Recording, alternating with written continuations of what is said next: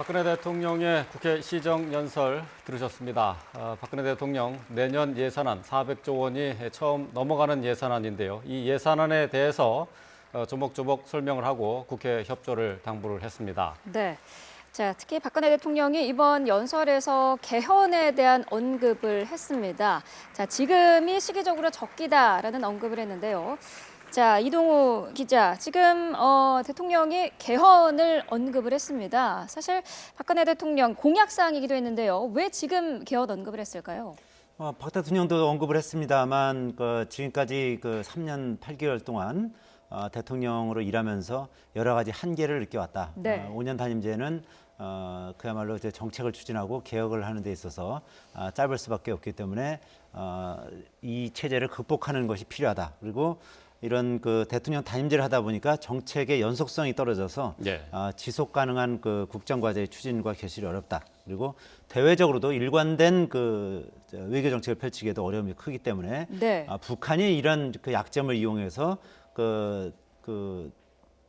계속적으로 도발을 하고 핵과 미사일 개발을 멈추지 않는다. 뭐 이런 논거를 제시를 했습니다. 그래서 네. 북한이 특히 정권이 이제 몇 년만 버티면 다 이제 정권이 바뀌고 하기 때문에 북한이 이런 약점을 계속 이용해 왔다. 그리고 87년 체제는 여러 가지 지금 사회가 발전되어 있는 상황으로 봤을 때 네. 지금 몸에 맞지 않는 옷이다. 뭐 이런 식으로 이제 간단하게 설명을 했습니다. 네. 네. 자, 박근혜 대통령이 오늘 시정연설을 통해서 헌법 개정 논의를 공식화함에 따라서 이제 30여 년 만에 이제 헌법이 바뀌게 됐습니다. 이제 박 대통령이 지금 연설을 통해서는 이제 임기 내에 헌법을 개정을 완결을 짓겠다 이렇게 밝혔거든요. 시기적으로는 뭐 충분하다고 보십니까?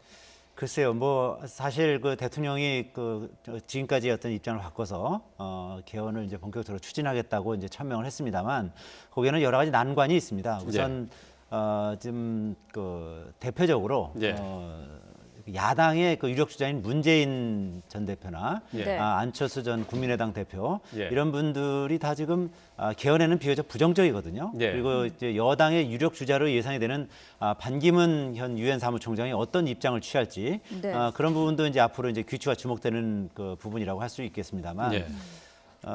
그런 점 때문에 개헌이 지금까지 추진이 쉽지 않았던 겁니다. 예. 여야의 유력 대권 주자들이 곧 자기가 대통령이 될 텐데 왜 개헌을 해서 권력을 분점하겠느냐 이런 거죠. 그래서 네. 지금까지 여야의 유력 주자들은 개헌에 반대해왔던 거고 여야의 군수 주자들은 개헌에 찬성해왔던 거고 그리고 또 비주류 쪽에서는 개헌에 찬성하면서 예. 권력을 분점하자 뭐 이런 입장이었던 거거든요. 그래서 네. 이런 부분은 앞으로 이제 대통령 이 정부에서 정부 부처 차원에서 예. 적극적으로 협조할 것이고 국회에도 관련 특위를 만들어서 네. 논의를 해달라 이렇게 요청을 했습니다만 예. 이제 논의 과정에서 좀 전에 말씀드린 어떤 그런 딜레마 때문에 상당한 난관이 있을 수 있다 예. 이렇게 볼 수 있을 것 같습니다. 네. 예, 보신 것처럼 박근혜 대통령이 오늘 국회 시정연설을 통해서 헌법의 개정 논의를 공식화했습니다.